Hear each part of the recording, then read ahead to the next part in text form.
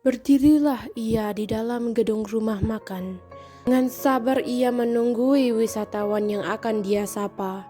Dalam hatinya ia sangat yakin bahwa ia dapat menjalani hari pertamanya dalam bekerja dengan lancar. Demikian begitu, keraguan tetap menghantui hatinya. Bagaimana jika perjalanan ini tidak begitu lancar? Bagaimana jika aku tidak mengerti bahasa mereka? Hai Plamun, lagi cemas lagi ya? Jangan terlalu dipikirkan. Ingat aja, kalau ada apa-apa, tinggal diinovasikan atau datang saja ke aku untuk saran, oke? Ah iya, makasih Kak Ratna. Ratna Claudia, ia adalah senior sang pelamun yang bernama Paul Wibawa. Sebelum tamu-tamu non-lokal mereka tiba di tujuan, sekelompok orang yang terdiri dari 5 orang membawa alat-alat musik tradisional, menata posisi mereka dan alat musik tersebut di sebuah panggung kecil.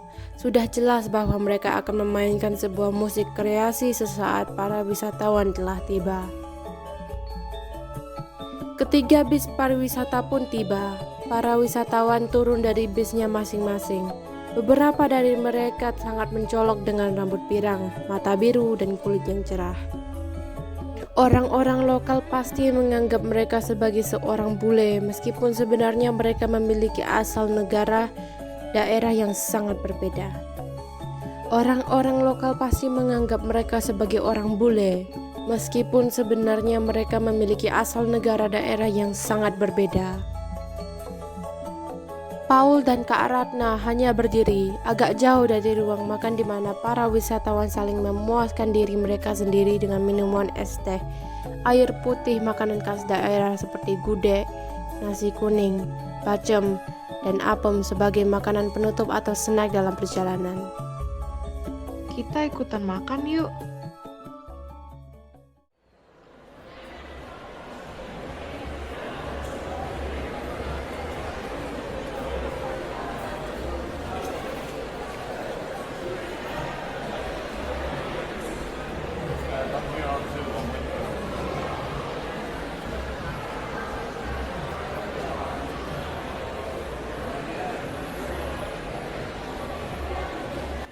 Iya mas, ada masalah? Oh, nggak apa-apa, maaf mengganggu. Mohon maaf, apa mas sudah mengantri sebelumnya atau baru saja mengantri? Saya baru saja mengantri. Mohon ditunggu ya mas, nanti isi nasi dan lauknya akan diisi kembali. Paul pun berterima kasih kepada Dwi atas perhatiannya dan menanggulangi kerepotan tersebut. Pada waktu bersamaan, sebuah truk telah berhenti di parkir rumah tersebut. Paul hampir bingung akan hal itu. Seharusnya pelanggan lain belum boleh datang ke rumah makan untuk saat ini karena reservasi khusus bagi para wisatawan. Ia pun langsung menanyakan hal tersebut kepada Dwi. Terlihat dari ekspresi wajah sang karyawan, mereka juga agak terkejut. Memang seharusnya begitu, Mas. Sepertinya itu hasil panen asal pedesaan yang baru saja sampai. Sepertinya si pengemudi keliru mau parkir di mana. Paul hanya mengangguk kepalanya dari atas ke bawah dan kembali ke meja dengan para rekan kerjanya. Dia sedang apa? Heran si Ratna melihat Paul berdiri sendirian dengan canggung. Hei Paul, kamu sedang apa? Tidak apa-apa, hanya saja lauknya sudah habis. Jadi, Ah ya sudah, kita pesan makanan saja. benar juga ya, aku tidak kepikiran. Kamu mau pesan apa Paul? Aku ingin salad saja dan es jeruk. Halo mas, salamnya 2 ya. Sama es jeruknya 2 juga, tolong. Terima kasih mas. Aku suka sekali salad. Aku rindu salad buatan ibu. Tetapi aku yang kamu tahu ya, ibuku kan jauh. Ya, aku tahu itu. Ku bisa buatkan salad untukmu jika kau mau. Hah? Kau bisa buat salad? Sejak kapan? Aku bisa. Bahannya bukannya banyak ya? Waktu itu aku pernah melihat ibu membuat dan cukup rumit. Bahan utamanya sih ya paling si toppingnya itu. Yang isinya ada kentang, wortel, telur, selada, buncis. Lalu disiram menggunakan saus yang terbuat dari saus tomat, bawang bombay, kecap, dan segala macam. Oh begitu. VG salad is better als solo salad. Oh ja, Ja, VG salad auch billiger, einfacher und gesünder als salad solo. oh, also vege salad is besser, billiger, einfacher und gesünder als salad solo. Ja, Kamu ini orang bukan baru loh. Kau suka salad? Salad kan dari Solo. Kamu aja belum pernah ke Solo loh. bapakku kan pernah tinggal di Solo. Dulu sih. Lalu sebelum kami menetap di Pekanbaru, ibu dan bapak tinggal di Solo selama 8 bulan. Nah, di sana itu ibuku itu belajar banyak makanan khas Solo. Dan seingat ibuku, dia pernah bilang kalau dia itu pernah buka warung loh. Oh iya? Aku baru tahu.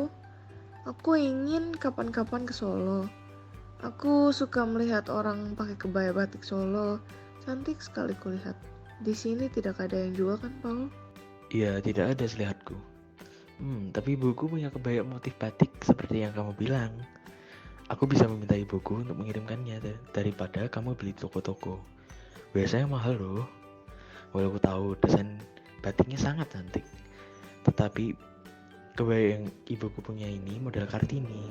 Oh ya, ngomong-ngomong aku bisa batik loh. Hahaha. Aku bisa ajarkan kepadamu kapan-kapan. Aku mau. Ajarkan aku membatik juga, Paul. Makasih ya sebelumnya. Setelah makan siang yang terasa sangat cepat, mereka pun semua bergegas untuk memandu para wisatawan dan mulai perjalanan wisata. Turunlah mereka di salah satu tempat peninggalan sejarah Candi Borobudur. Dari semua wisatawan yang keluar dari bus, ada seseorang yang sangat mencolok dari yang lain. Pakaiannya berupa busana Jawa, lapisan kain bermotif batik menutupi setengah badannya. Seorang bule perempuan, dia terlihat masih muda di antara umur 17 sampai 19. Ia melihat hal ini dan mulai memprotes kepada orang yang menggunakan busana Jawa itu. Hey, what are you wearing? Do you know what you're wearing right now is very disrespectful? Change your clothes to a more casual one.